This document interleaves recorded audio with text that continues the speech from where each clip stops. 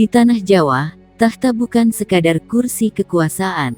Ia adalah wahyu. Ia adalah beban yang mampu memisahkan darah daging dan mengubah cinta menjadi politik. Sampaian dalam ingkang sinuhun Kanjeng Susuhunan Pakubuwono XIII. Seorang raja yang bertahta di tengah badai. Namun hari ini, kita tidak akan bicara soal politik semata. Kita akan menyingkap tirai yang lebih intim. Tentang wanita-wanita yang mendampinginya, dan anak-anak yang terlahir dengan takdir berbeda. Siapa yang menjadi permaisuri? Siapa yang tersisih? Dan bagaimana nasib para pewaris tahta di tengah konflik yang tak berkesudahan? Kisah ini bermula jauh sebelum Hangabehi, nama muda sang raja, naik tahta. Sebagai seorang pangeran tertua, pesonanya tak terbantahkan. Dalam lembaran masa lalunya, tercatat nama Kanjeng Raden Ayu Endang Kusumaninggyah, atau yang akrab disapa, Nuk. Nama aslinya adalah Nuk Kusumaninggyah. Hubungan ini adalah babak awal yang penuh dinamika. Dari hubungan inilah lahir putri tertua yang kini kita kenal sebagai Gusti Kanjeng Ratu Timur Rumbai. Ingat nama ini, karena di masa depan, ia akan menjadi salah satu tokoh sentral yang berdiri berhadapan, bahkan berseberangan, dengan ayahnya sendiri. Selain itu, ada dua anak wanita lainnya yaitu Gusti Raden Ayu Devi Leliana Dewi, dan Gusti Raden Ayu Dewi Ratih Widyasari. Status Ibu Nuk saat itu berada dalam posisi yang kompleks. Dalam tradisi Jawa, sebelum ada garwa patmi permaisuri, istri-istri pangeran seringkali berstatus garwa ampil atau selir, meskipun istilah selir di era modern sering disalahartikan. Namun, tragedi sesungguhnya bukan pada status, melainkan pada perpisahan. Hubungan sang pangeran dan Nuk tidak berlanjut hingga ke singgasana utama. Mereka bercerai jauh sebelum Hangabehi naik tahta pada tanggal 10 September tahun 2004. Dengan demikian, Endang Kusumaninggyah bukanlah seorang permaisuri. GKR Timur Rumbai tumbuh, membawa darah biru ayahnya, namun juga membawa luka perpisahan ibunya. Ini adalah benih drama yang kelak meledak puluhan tahun kemudian. Usai bercerai dengan Nuk Kusumaninggyah, Hangabehi kembali menikah dengan Kanjeng Raden Ayu Winari Sri Haryani. Winari menikah dengan Pakubuwono XIII saat beliau masih pangeran, namun pernikahan ini berakhir cerai sebelum Pakubuwono XIII naik tahta menjadi raja. Karena sudah bercerai, saat Pakubuwono XIII menjadi raja, Winari tidak diangkat menjadi permaisuri. Dari pernikahan dengan Winari tersebut lahirlah 3 anak. Pertama, Gusti Raden Mas Suryo Suharto, yang kemudian bergelar GPH Mangkubumi, dan pada tanggal 24 Desember tahun 2022 berganti jadi KGPH Hangabehi. Mangkubumi adalah anak laki-laki pertama yang lahir dari darah daging Pakubuwono XIII. Dalam logika masyarakat umum, anak laki-laki tertua adalah pengganti ayah. Mangkubumi tumbuh dengan bayang-bayang bahwa kelak, ia adalah raja. Kemudian anak kedua, almarhum Bendoro Raden Ayu Sugi Oceania, serta Gusti Raden Ayu Putri Purnaningrum. Ketiga anak tersebut lahir pada periode ketika PB13 belum menjadi raja, sehingga Winari tidak menyandang status permaisuri dalam struktur resmi keraton setelah rumah tangganya berakhir. Waktu berlalu, Hangabehi kini bukan lagi sekadar pangeran, ia adalah calon raja. Dan seorang raja butuh seorang ratu. Masuklah sosok Asih Winarni, seorang wanita yang kemudian mengunci hati sang sunan. Asih bukanlah keturunan keraton atau ningrat. Pernikahan mereka tercatat secara negara pada tahun 2002, 2 tahun sebelum Hangabehi resmi dinobatkan sebagai Pakubuwono XIII pada 2004. Pernikahan itu membuat Asih diberi gelar Kanjeng Ratu Ayu Adipati Pradapaningsih. Kemudian, lahirlah seorang putra, yakni Gusti Raden Mas Suryo Aryo Mustiko yang bergelar Gusti Pangeran Haryo Purboyo.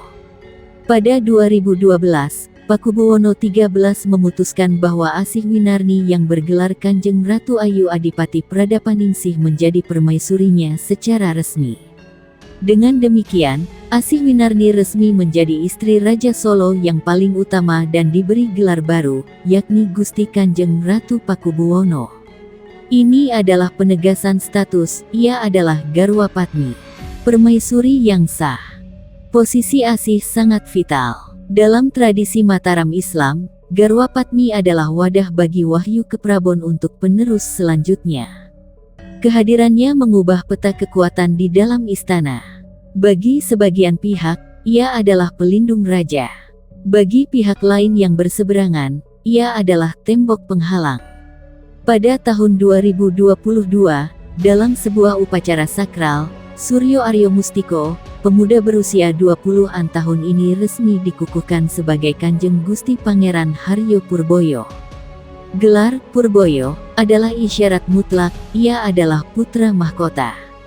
Calon Pakubuwono 14. Konflik perebutan tahta kembali terjadi. Mangkubumi, putra laki-laki tertua dari Pakubuwono XIII merasa paling berhak menjadi Raja Surakarta. Dalam banyak tradisi, anak laki-laki tertua memiliki hak kuat. Ia juga didukung oleh kubu lembaga Dewan Adat yang berisi para paman dan bibinya adik-adik raja yang berseberangan dengan kubu permaisuri. Komando dipegang oleh bibi para pangeran, GKR Wandansari atau Gusti Mung. Wanita besi yang selama puluhan tahun menjadi kingmaker di Keraton Solo. Kali ini, Gusti Mung dan Elda tidak mengakui Purboyo.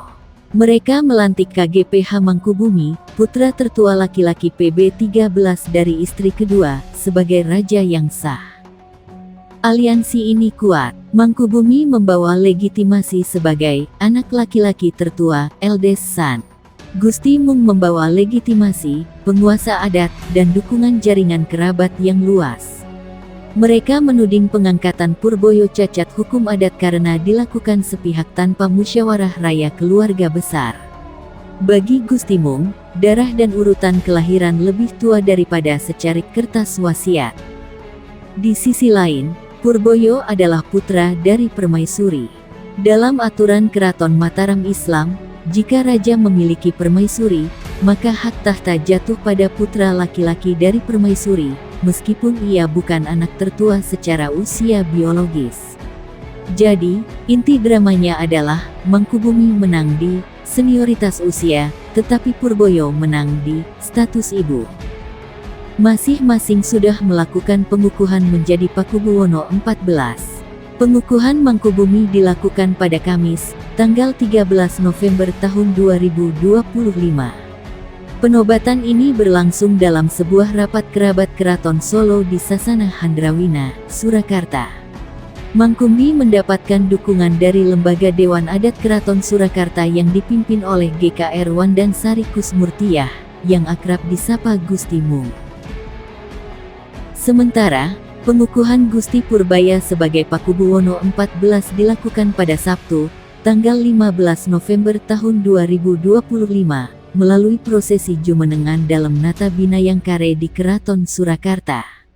Prosesi diawali dengan acara adat tertutup di dalam Ageng Prabasuyasa, kemudian dilanjutkan dengan Gusti Purbaya menginjakkan kaki di atas karpet merah menuju Siti Hinggil untuk menyampaikan sumpah dan sabda dalam.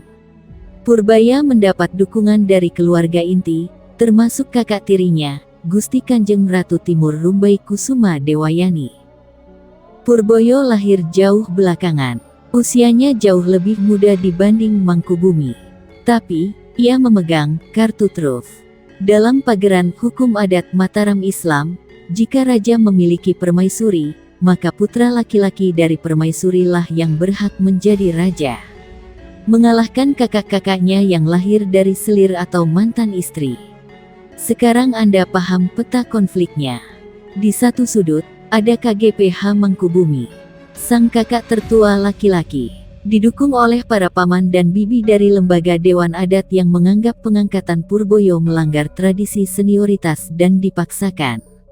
Di sudut lain, ada KGP Purboyo, sang pangeran muda, didukung penuh oleh legitimasi ibunya sang permaisuri dan titah langsung ayahnya, sang raja. Juga disokong sepenuhnya oleh kakak tirinya GKR Timur Rumbai. Keraton Surakarta Hadiningrat kini bukan lagi sekadar pusat budaya, tapi arena pertarungan ego dan legitimasi. 3 istri, 7 anak, 1 mahkota. Siapapun yang kelak duduk di sana sebagai Pakubuwono XIV, ia akan mewarisi keraton yang retak. Bagaimana menurut Anda? Apakah tahta harus jatuh ke anak tertua, Mangkubumi, atau anak permaisuri Purboyo? Tulis pendapat Anda di kolom komentar. Terima kasih telah menonton bersama channel Obrolan Haris. Rahayu.